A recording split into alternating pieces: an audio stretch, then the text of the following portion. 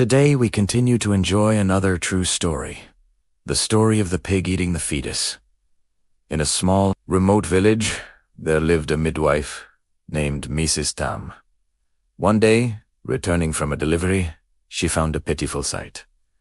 A tiny, deformed piglet, abandoned and shivering by the roadside. Its body was strangely twisted, and it whimpered weakly. Moved by compassion, Mrs. Tam brought the little creature home. Her adopted son, Hugh, a kind-hearted boy, immediately fell in love with it. He named the piglet, and treated it not as a pet, but as his closest friend, spending every moment playing with it and sharing his food. Under Hugh's devoted care, the piglet thrived, growing stronger despite its deformities. However, as the days turned into weeks, strange things began to happen at night. Mrs. Tam would be woken by the faint sounds of a child's laughter echoing from the sty, mixed with the soft grunts of the pig. She would rush out, but always find the piglet sleeping soundly, alone. The eerie sounds continued, night after night, a playful yet unsettling melody that sent a chill down her spine. She couldn't shake the feeling that Hugh's little friend was not what it seemed.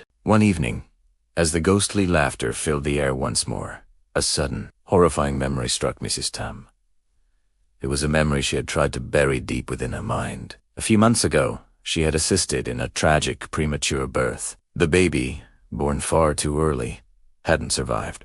In her grief and confusion, following an old, grim superstition meant to prevent the mother from having more stillbirths, she had disposed of the tiny remains and the placenta. In a moment of thoughtlessness, she had mixed them into the pig feed. A wave of cold dread washed over her as she connected the dots. The deformed piglet had consumed those remains. Could the strange sounds be the spirit of that lost child? That very night, Mrs. Tam had a vivid dream. A small child, ethereal and translucent, appeared before her. The child's face was sad but gentle. It told her a story of a life that never was, a soul that had entered the world only to be lost.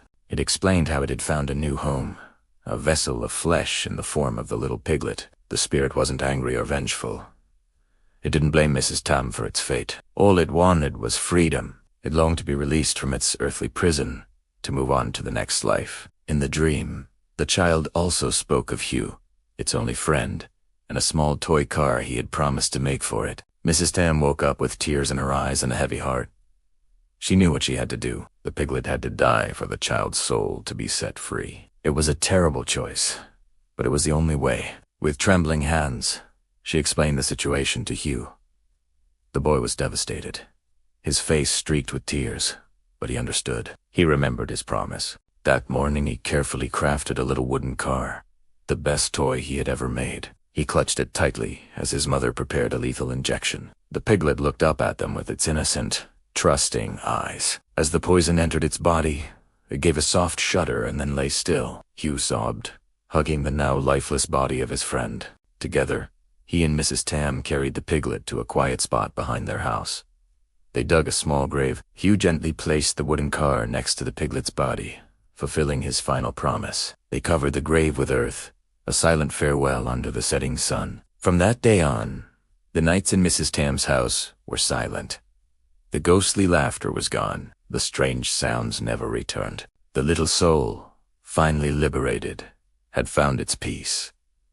Thank you for watching. If this story touched you, please like, share, and subscribe for more tales from the shadows.